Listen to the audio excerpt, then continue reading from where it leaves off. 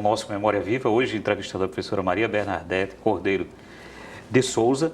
E antes de prosseguir com a nossa conversa, nós vamos mostrar um vídeo de uma participação da professora neste programa, em uma edição há algum tempo. O Leopoldo foi quem reuniu o primeiro grupo para estudar o cérebro aqui no Rio Grande do Norte. O nosso grupo de pós-graduação derivou desse estudo dele. Eu comecei meu trabalho descrevendo neurônios, como o cérebro nosso se organizava. Então, isso gerou um grupo que hoje tem colaborações internacionais. Nós somos, antes do Neurociência chegar, nós já tínhamos um trabalho consolidado aqui na UFRN nessa área, graças a essa iniciativa do Leopoldo, 25 anos atrás. Perfeito.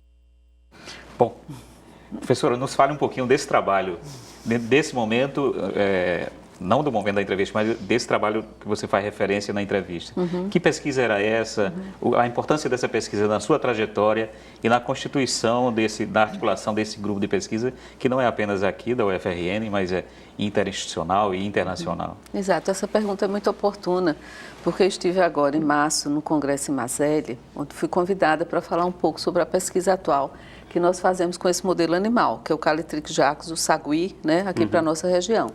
Esse animal hoje, ele ocupa um papel de destaque nos grandes países que detêm tecnologias incríveis. Então, eu presenciei agora em Marseille abordagens utilizando tecnologias de ressonância nuclear magnética, de registros de neurônio em tempo real com o animal vivo dentro de ambientes com infravermelho, com ultrassom, a questão dos mapeamentos de rotas, de vias neurais em tempo real no animal. Ou seja, esse animal é um modelo que Leopoldo, na época, ele previu como ele sendo um pequeno primata, ou seja, filogeneticamente, do ponto de vista evolutivo, ele tem muitas características que são melhor compartilhadas conosco.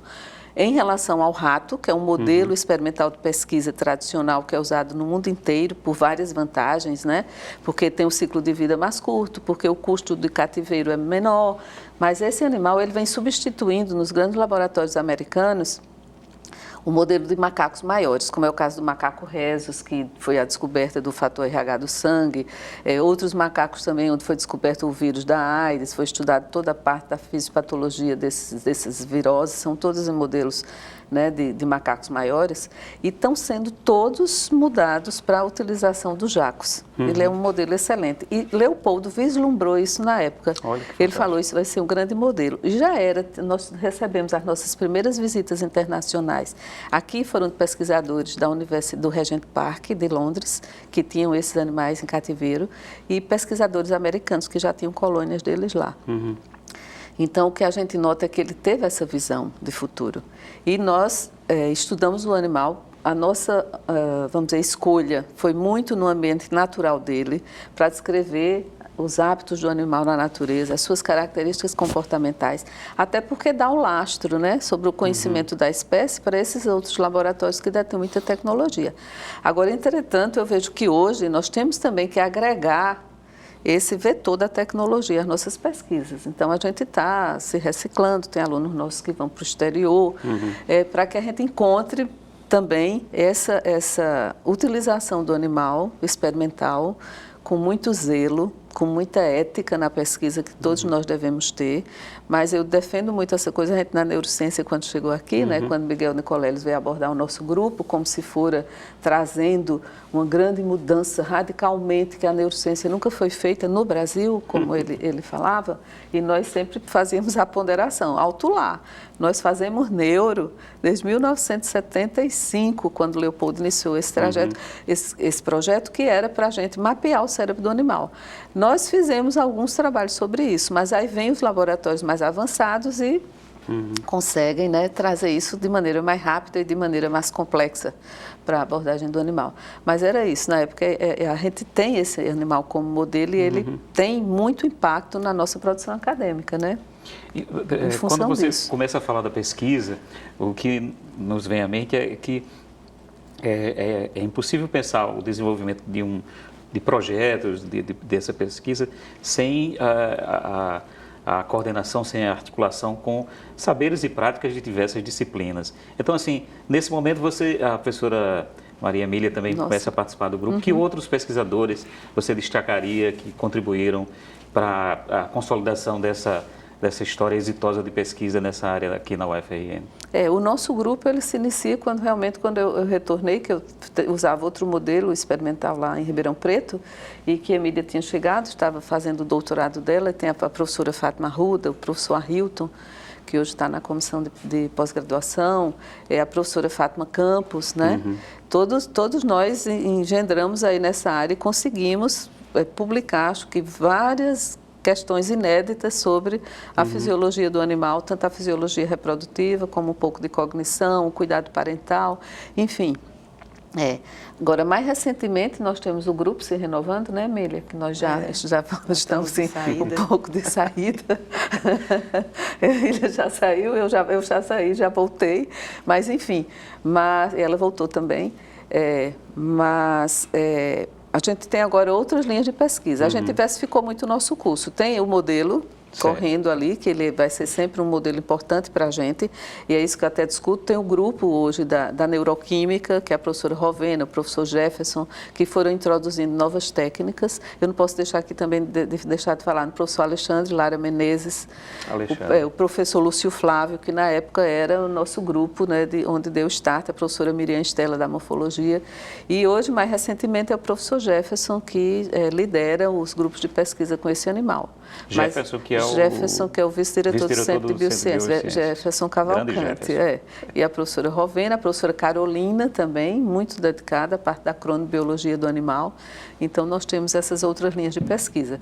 Agora, a gente falta realmente dar mais, consolidar mais esse animal como modelo, porque é muito importante. E hoje ele é o foco de pesquisas para doenças genéticas, enfim, modelos para pacientes com déficits cognitivos. Ele é o cara, digamos assim, esse animal. Então, e é importante dizer que nós temos uma vantagem muito grande, porque há vários centros no exterior muito mais sofisticados e hoje em dia com muito mais dinheiro do que a gente tem, não é? Mas nós temos o animal nativo aqui do Rio Grande do Norte. Né? E aí a gente tem que destacar mesmo o trabalho da professora Fátima Arruda e da professora Hilton, que fazem um trabalho de campo. Né? Então, o que a gente tem aqui é uma combinação do animal no campo, no seu ambiente natural e no cativeiro, que é uma coisa que nenhum outro lugar que a gente conheça tem. Né?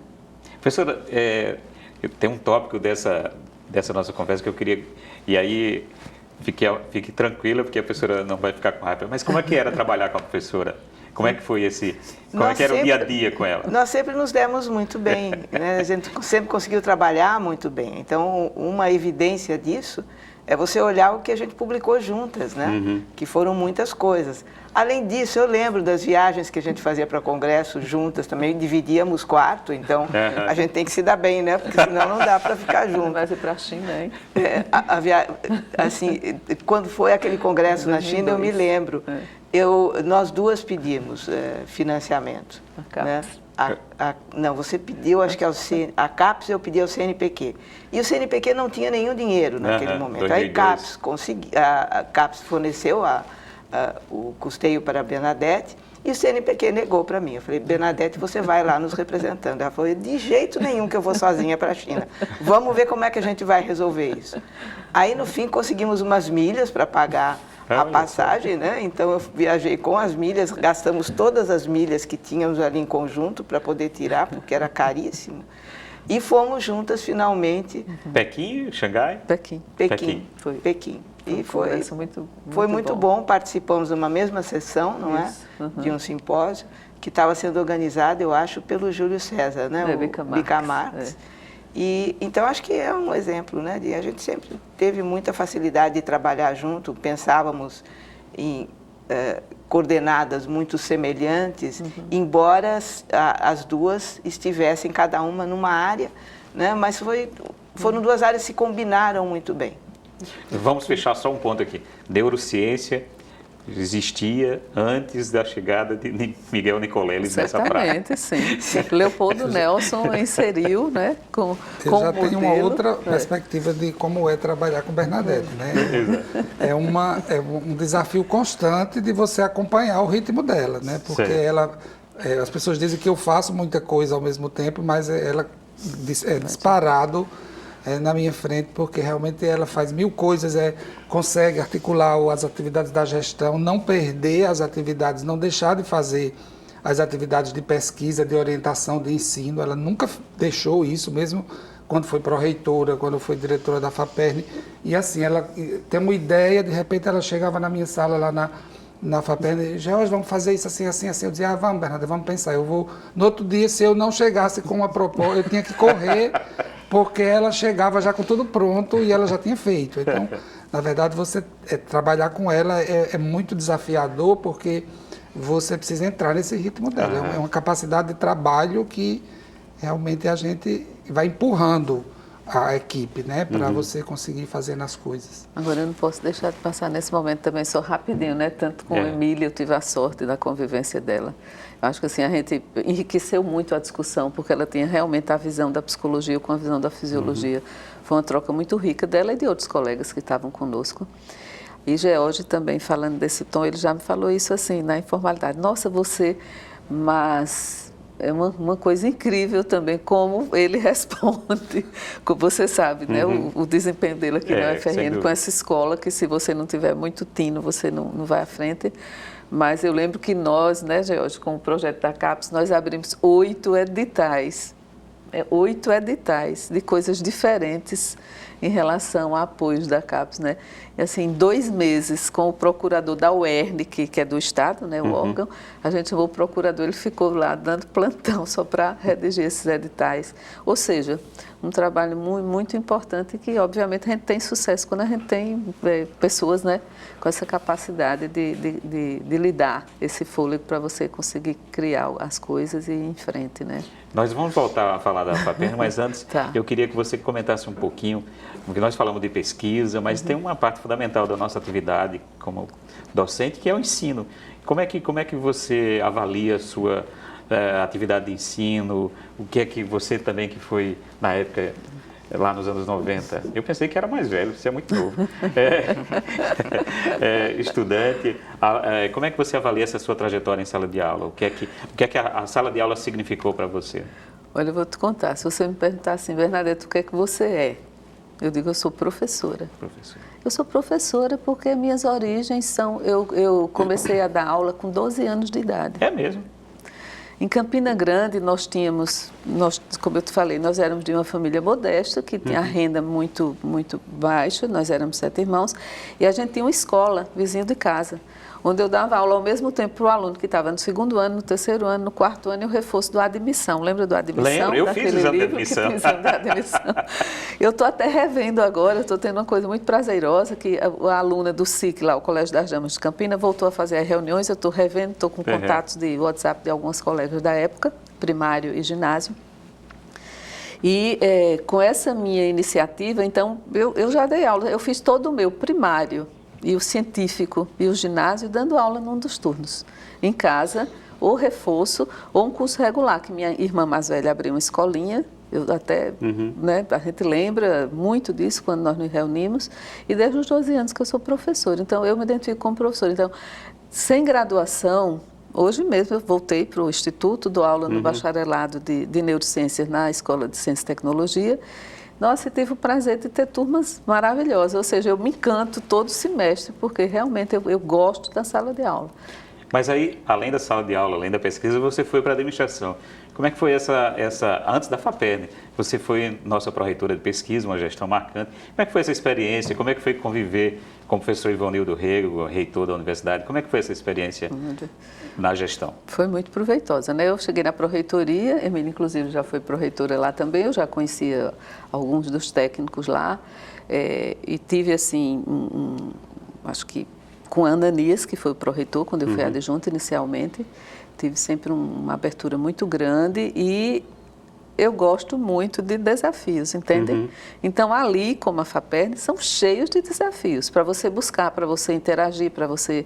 Então, eu me senti também muito, muito satisfeita em funções administrativas. Eu tenho uma veia administrativa, eu tenho um fundo na minha casa com algumas questões de família, eu pratico um pouco isso. Eu me realizei muito, eu digo, na pró-reitoria. Qual foi esse período da esse período, de 2003 a 2007, eu era adjunta de Ananias. Menezes, 2007 até final de 2010, terminava em 2011 em maio, mas eu saí para a FAPERN em janeiro. Certo. Então, fiquei uns 3 anos e 10 meses, e 6 meses, ou 7, como pró-reitora, até 2010. Não, comecinho de 2011, janeiro de 2011. E daí, enfim, eu gosto muito, eu acho que a gente tem um ambiente universitário, você fala assim, Emília realmente está mais na minha época, mas tem um professor aqui que é jovem, eu gosto do velho e do novo, entende? Então, eu estou sempre construindo os meus cenários, usando a experiência, mas eu gosto muito de ver gente nova nesse ambiente, da gente, né, realçar o ganho que a gente teve. A gente está no momento hoje dos 60 anos da universidade. Eu teria dado um troféu ao professor George, pela iniciativa linda que ele teve. Eu acho que a gente, assim, reconheceu os nomes que criaram essa fundação, a universidade. Ótimo, maravilhoso. Câmara Cascudo, Onofre Lopes, né? O outro professor, Otto, de Brito Guerra, né? Enfim, são pessoas marcantes. Mas a gente tem que mesclar nessas homenagens. O novo, o que é que a universidade tem de novo? Quais são as iniciativas que estão prosperando, sabe? É um cenário tão rico, tão bonito, né? Então, eu acho que, assim, administrativamente, eu busco isso, eu busco muito isso. Eu acho que confere, né? A oportunidade, a escola multicamp é uma dessas coisas inovadoras. Isso é para ser... Eu vou lhe dar o troféu, George, depois. Olha só, George. Não, dá para a universidade. Pela minha idade, pela minha maturidade. Em nome não sei de quê, pode ser até do Instituto do Cérebro, eu posso propor lá, porque realmente ele foi recentemente lá apresentar o projeto, eu incluí isso eu dou a disciplina de metodologia do ensino superior lá na pós-graduação do Instituto, e daí o exemplo dessa escola é um exemplo de integração, sabe assim, de fixação dos profissionais de qualquer atividade. O médico é mais difícil, a gente sabe, pelo mercado competitivo e que rola, né, muitas oportunidades onde o ganho é muito grande. Uma mas coisa importante, é muito que eu acho que a gente isso. precisa destacar da passagem de Bernadette na Pró-Reitoria de Pesquisa, né, eu tive oportunidade de vivenciar isso como professor recém-admitido ao quadro da universidade. Eu entrei em 2002, né, e as iniciativas que ela e o Ananias pensaram, né, como, por exemplo, edital de apoio a novos pesquisadores, a novos grupos, uma revista. Nós tínhamos uma revista de iniciação científica pública, né? Então, diversas iniciativas importantes e estruturantes que no período dela, na Pró-Reitoria de Pesquisa, nós tivemos aqui na universidade. Maravilha. Nós vamos fazer mais um intervalo e já voltamos.